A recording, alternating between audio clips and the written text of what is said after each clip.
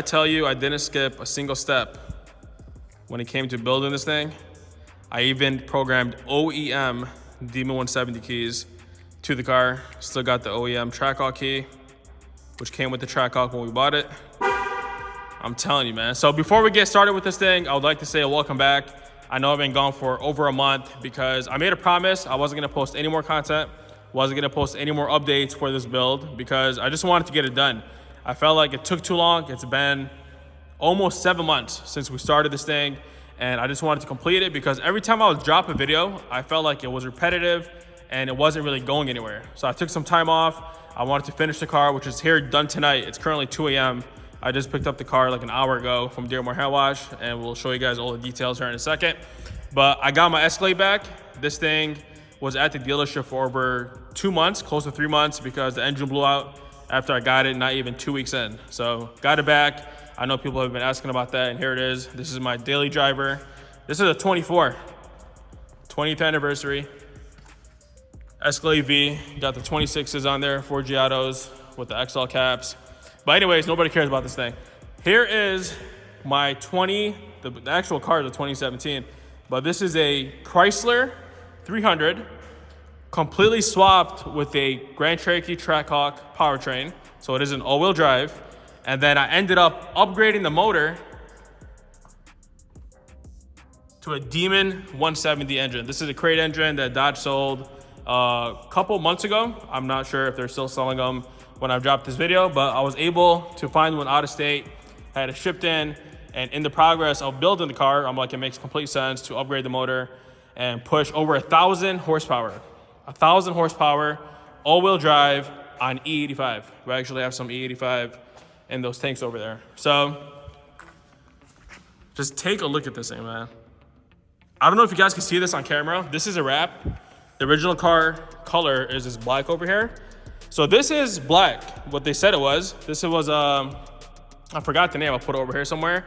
But the name of the wrap was Super Gloss Black Metallic. But if you look at it under these lights, here you can see it. It looks like a bronze, like gunmetal gray, and it looks crazy. Just look at that. When you pull it outside, which I'll put out here, at the end of the video so I can show you guys how it looks at night, but it looks black, but then when the light hits it, it looks like this. Shout out to the Wrap House. Wrap House tinted this car. Dearborn Hand Wash ceramic coated it. They re-tinted it with XPEL ceramic tints. So it was tinted when I bought the car, but the tints were terrible. Where's the key? That was actually working before, but I think when they pull the door panel off, they unplugged this. So I gotta fix that. 5% windows on the sides, and we did 20% on the windshield. So shout out to Dearborn Hand Wash for that. Shout out to the Wrap House for doing such an amazing job on this wrap. Can't even tell it's wrapped. It literally looks like paint. So I'm gonna try to get as much detail in this video as possible. Then we'll do another video where we could drive by or drive and explain all the other stuff. So with all the swaps that I do, I put these bumpers on here. So this is a sports appearance OEM bumper that Chrysler actually sells on the new 300Cs. And instead of adding fog lights, which I'm not gonna lie, I was gonna do fog lights at first, but I didn't want to choke out these coolers. I don't know if you can see that on camera, but there's a cooler behind there. Well, there's actually two. There's one over there for the supercharger, and then there's one over here for the oil cooler. All right, so before we move on and talk about everything going on in the engine bay, I want to mention one more thing. And on the Trackhawks, it has a radar, like a cruise radar that's located at the lower grille. I actually removed the entire configuration when I use a Trackhawk donor car. So this car doesn't even read for that anymore, because when you're racing these things, if you guys have a Trackhawk, you know exactly what I'm talking about. And that picks up like something on the road that actually slams the brake for you. So instead of disabling it, I took off the whole configuration of the car and the computers, so it doesn't even have that system anymore. So moving on to the engine bay. If you guys are familiar with Trackhawks, the engine harnesses run on top of the strut towers. On the 300s, Chargers, Challengers, they run on the frame rail. So if you look over here on the passenger side, you have a beefy harness that goes on top of that strut tower. And then on the driver's side, you have the same thing. These each control their own specific things. So on here, This one controls the ABS unit, headlights, the washer fluid reservoir, just all the little things. And then on this one, this controls the fuse box, the PCM. I believe that also controls the adaptive suspension, which I don't have anymore, and we'll talk about that here in a second. So the PCM for the Grand Cherokee was over here. That's how they are on the Grand Cherokees, the Durango Hellcats. And obviously I have no room to put it. So if you guys watched the video, I believe I showed where I unpinned, pin by pin for the PCM, there's two connectors, C1 and C2, and I backed them up, every single one, and put it in its OEM position on the 300, which is located underneath this cowle. So now if you're looking at it, it literally looks like a factory 300 or a Charger style, setup. So you have your fuse box. This over here isn't factory. This is actually on the Jeeps, and that is located over here. That's for the jump start. I still actually gotta attach this, but here is your positive terminal. Put that back. And then your ground is located over there. On the Jeeps, the ground is over there. So I made it where it's 100% functional. I mean, everything off the Jeep is used on this car, except the functions that I didn't need. Like, for example, the adaptive cruise control, we got rid of it. Another cool thing is the Jeep has the ABS pump on the driver's side. It's located right under the cold air intake, and the lines are obviously all different. So what I did was, this is indeed the actual Trackhawk the ABS pump itself, but I had to extend every single wire from this side to the side, and they actually run, you can't see it, but see that loom over there? That's actually the ABS harness, and it goes back, plugs in, and it works just like factory. I actually had to make custom brake lines because the fittings on this were different than the 300. So if you look at that, this one's actually a different color because I had to remake it, but everything, it looks like factory. So this runs all the way through the core support. It goes underneath that frame rail, and then it goes to the brake booster. All right, guys, so two more things before we move on to the inside of the car. This here is an OEM Dodge Demon 170 cold air intake. With this, I'm not even gonna lie to you, I don't know what this does, but I had to order it because the one on the Trackhawk, it's located on the actual box for the cold air intake. So this over here worked perfectly fine. All I had to do was reorder the engine cover because the one on the Trackhawk, this vent is located towards the front, and then on the Demon 170 motor is located towards the back. So I had to order a new engine cover so that could fit right there because it has a cutout, but everything else plugs right in. And then this is pretty interesting.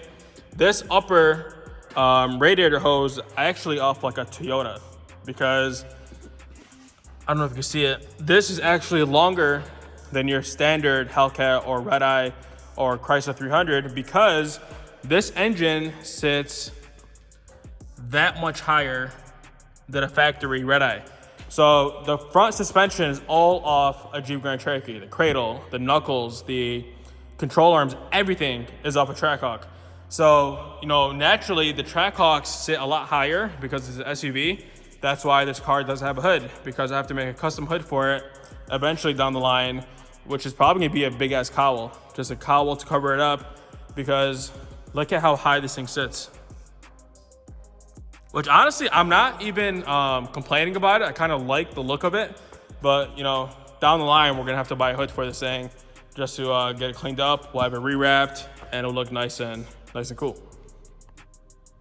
All right, guys, I'm moving on to the side of the car. Before I talk about the suspension on the front and rear, I want to talk about this badge.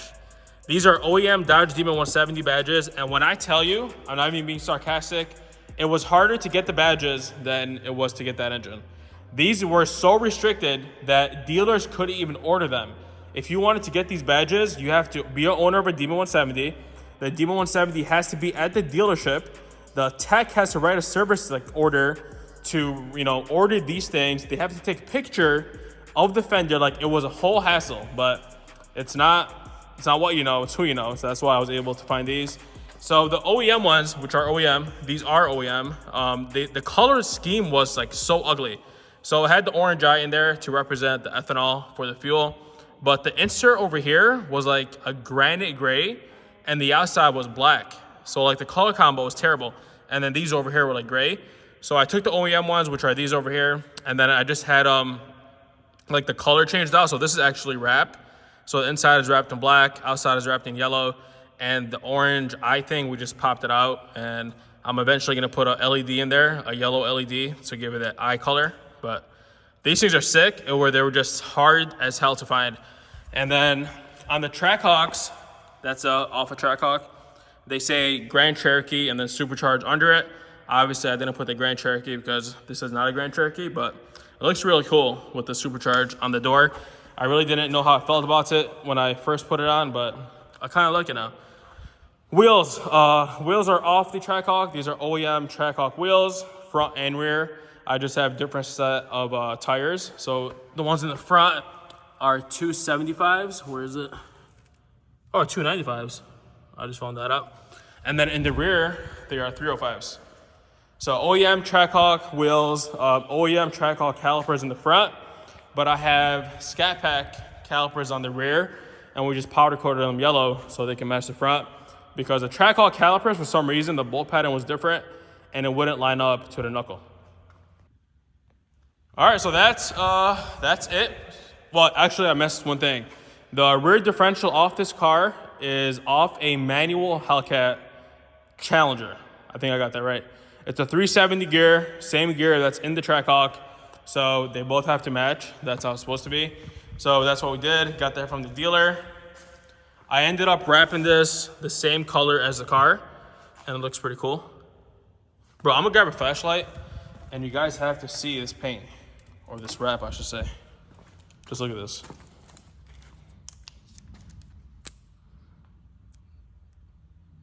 It looks crazy. Like, I'm telling you, it looks amazing. But anyways, now I'm gonna give you guys a cold start. Let's use this key.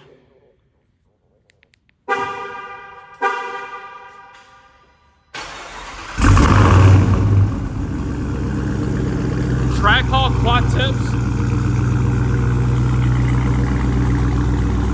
Let me shut it off. These are OEM Trackhawk quad tips. The rear diffuser, this was pretty interesting because usually I would go with the dual exhaust diffuser, the ones that we put with the dual exhaust tips. But since we're doing quad tips on this diffuser is actually off the V6 300. So if you're familiar, the V6 300 has like a chrome bezel. It's like a fake exhaust tip. The exhaust tip doesn't even go to it. But it has a bezel, it's a chrome bezel that goes around here, and then it has like a trim that snaps in it. So what I did was I bought the rear diffuser, I deleted it and just cut it. So this part over here is shaved down, and that gives it that perfect fitting for the quad tip. So we made that work, and then I'm telling you, man, the detail, even made the license plate lights work. Rear park assist sensors work.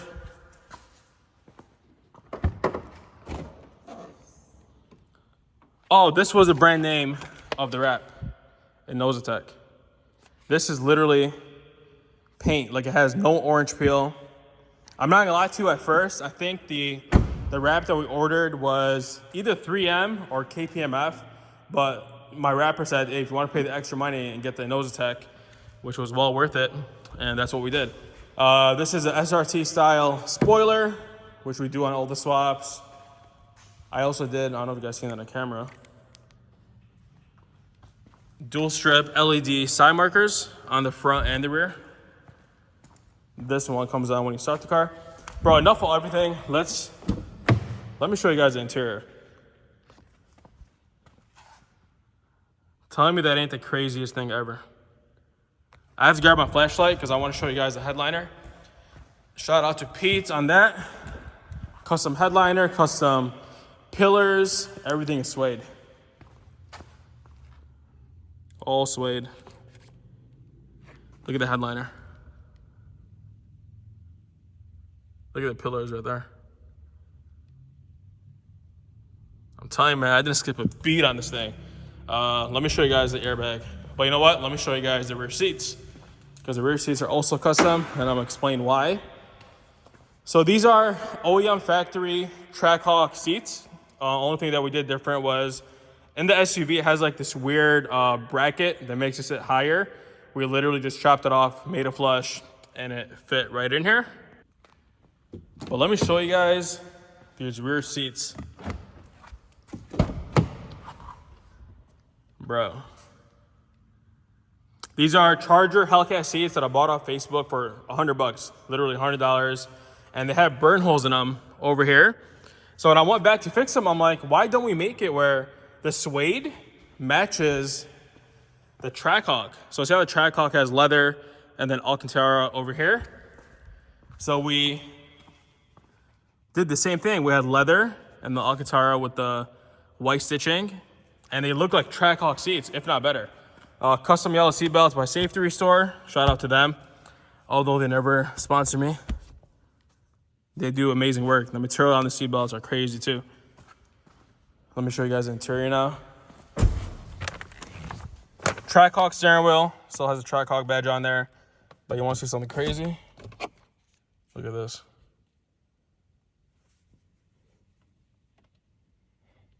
Yep. All right, Trackhawk cluster. I had to fabricate this to fit in here. And then when you start it,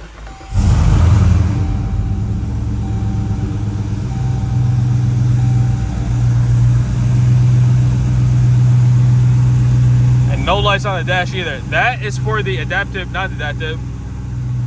That light is for the radar. So since the cluster isn't picking it up, there is no configuration for it. It just throws a sign that the adaptive cruise control is off. But let's start it back up. I want to show you guys the screen. This screen is off a Trackhawk, so we made it fit into the bezel. I even made this clock work. Has the wrong time, but I wired that up. There's a switch in here. Let me start it. You guys will find out what that does later. Trackhawk screen. And then watch this. This is some like Fast and Furious shit, bro. Let me get my paperwork out the way. This is how you put the car in track mode.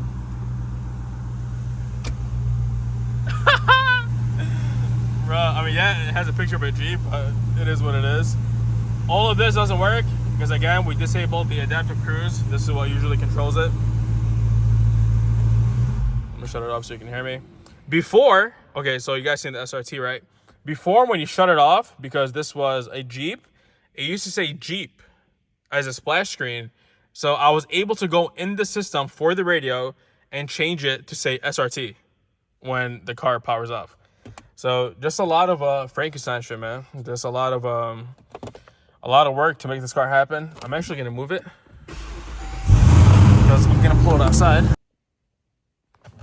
All right, let's move it now. Oh, by the way, every single option works. Heated vented seats. I even use because the Trackhawks for the SUVs, they have this power outlet. If you're trying to charge your laptop or plug in like a vacuum, whatever, that is actually mounted in the center console. So if I wanted to have like an outlet, there's an outlet in here. Drive modes, I already showed you guys that. Oh, one more thing. So remember how I told you it used to have adaptive cruise control? I took out the entire configuration because we have custom coilovers on this car. This isn't running the OEM Trackhawk shocks. So it was throwing a code on here for service adaptive suspension. So guess what? I got rid of the whole thing. So you don't even see suspension here anymore. Oops, go back.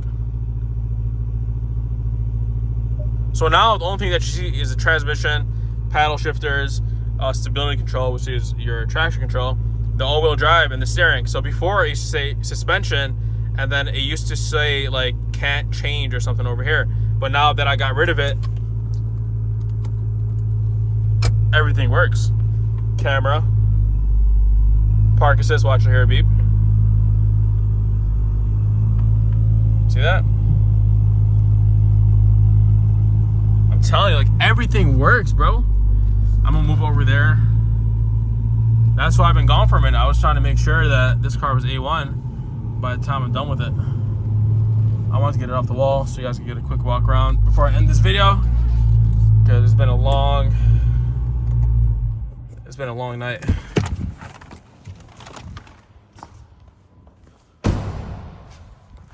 We'll soon talk about what this place is. I don't want to spoil it in this video.